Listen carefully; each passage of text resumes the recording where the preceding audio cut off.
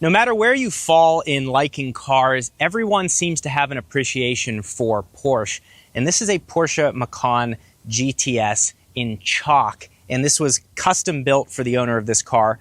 Brand new, this cost $85,000. Now, I also owned a 2016 Porsche Macan S for a little over a year, and it's been one of my all-time favorite cars for a long time for a lot of reasons. The styling of it, all the customization you can do, everything down to the seat belts you can pick out. You can get beautiful colors like this chalk color, these 21-inch RS Spider wheels in black. These are specific to the Macan GTS, the sport exhaust, even picking gloss black door handles to match with the rest of the trim on the exterior. You can really customize these to be exactly what you want. But what's even more exciting is being able to buy these on the used market for $30,000, not wrecked, and under 70,000 miles. There are tons of examples out there, and this is worth looking at. So let me go through the trims for you real quick if you're new and you're shopping for a Macan.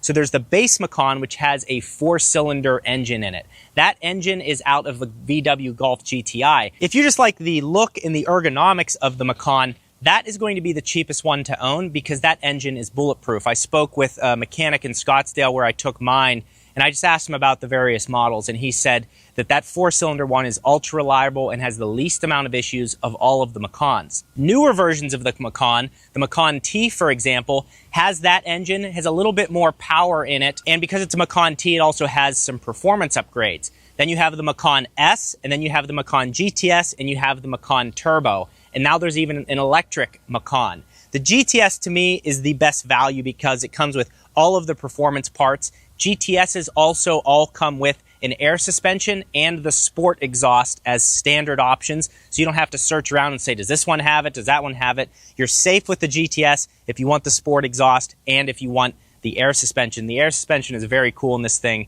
and I'll show you a little bit about that. The horsepower in this is 375 horsepower, 383 pound-feet of torque. And this 21 version, in my opinion, is the Goldilocks zone. So they redesigned these in 2019, that's this era, and then they refreshed it, I think, in 23 or 24. I'll have pictures up on the screen of what that front end looks like. This front end is one of my favorites, and it's just really sporty, really well done. There's not a bunch of just like a black hole here. There's some mix of the car's base color and then some black accents as well, and I think that that's really well done. In terms of technology in these things, it's not bad. It has wireless Apple CarPlay, but the one thing it is missing is a dash camera. That's why today's video sponsor is Redtiger. Check this thing out. Install was extremely easy, and you can hardwire it or simply use a USB-C cable like we did. This is the world's first dash cam with full color night vision on the interior.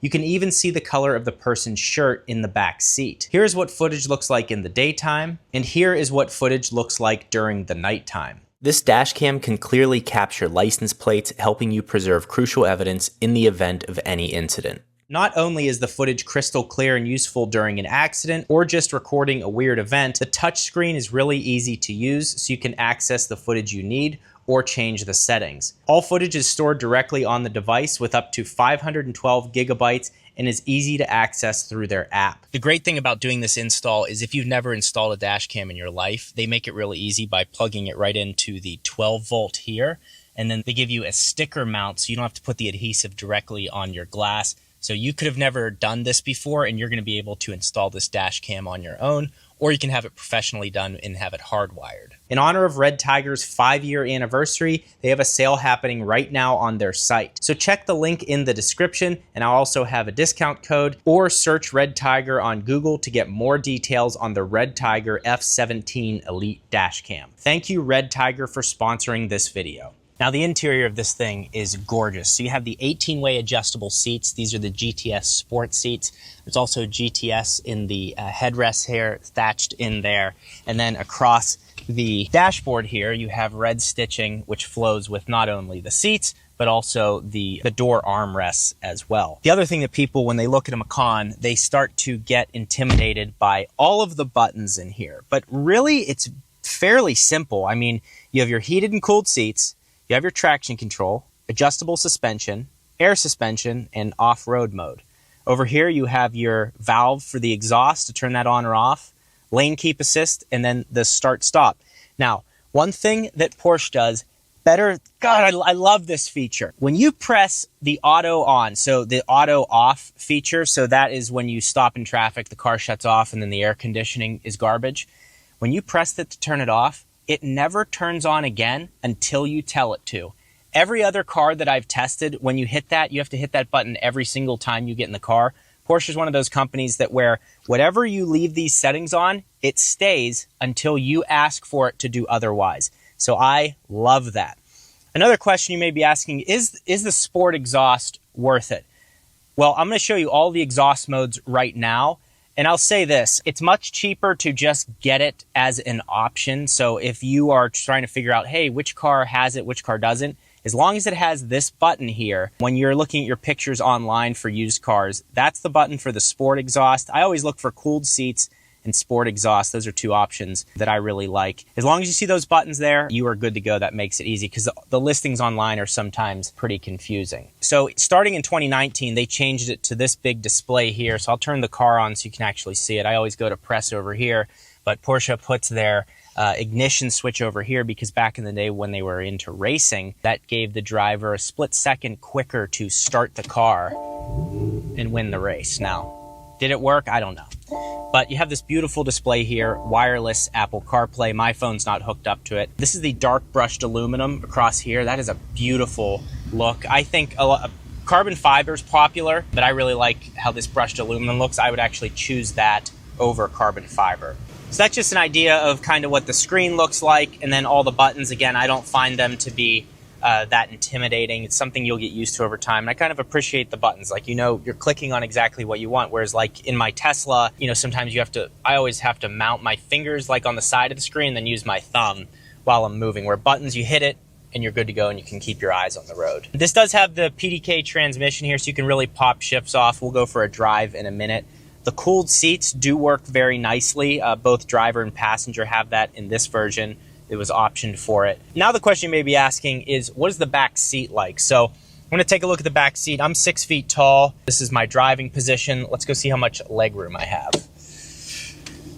So into the back seat here, it's not bad. You do sit down in here low, but it feels kind of, you don't have a ton of space back here. You do have 2 USB-C outlets. You have heated seats, and then you have your own climate control that you can control down there. It has a fully panoramic roof, so that opens up nicely, and it actually opens, really opening this thing up. And it really is, in my opinion, the best sports SUV out there, the best sports activity SUV, I guess, as BMW likes to say. It also has the sloping back here. It shares a platform with the Audi Q5. The Audi Q5 has more of a squared off back, so it has a little bit more storage. This really cool feature here, the button to open the trunk is hidden perfectly under the rear screen wiper. So you tap that and then it opens up like that. So there's a decent amount of space in here. Again, it's not great, but for a small sporty SUV, this thing is as good as it gets. It's very fun to drive. And again, they're so unique. Each individual person, you could go your whole life not seeing the same spec Macan if you really search for the exact spec that you want. One other cool performance feature of the Macan, and a lot of people forget this. So here's your air intake box, your air box. Right up here is what closes it off. So when you close the hood, it actually uses the hood to circulate air. I think that's a great way to engineer it. Actually, I don't know because I'm not an engineer. The other thing you may be wondering to yourself is, what about maintenance on these things? So I would say, and again, I owned one and maintained it, took it into service. Just make sure you're in a financial position to be able to spend between $500 and $1,500 a year. So you have your annual oil change, and then there's the forums talk about, I think it's the timing chain cover, the bolt that's in there. That's about a $700 service. It's not an engine out replacement anymore. On one of my older videos, a Porsche mechanic had like a detailed description of that issue and how it's not that big of an issue anymore. They found a fix. Things like the bushings on the suspension can crack at 30, 40, 50,000 miles. Not something you're gonna have to jump on right away, but $400 or $500 to do the service if you're not gonna do it yourself. These are fairly reliable. It's a little expensive, but for the experience you get in the car itself, I don't think it's that bad. Let's go take it for a drive.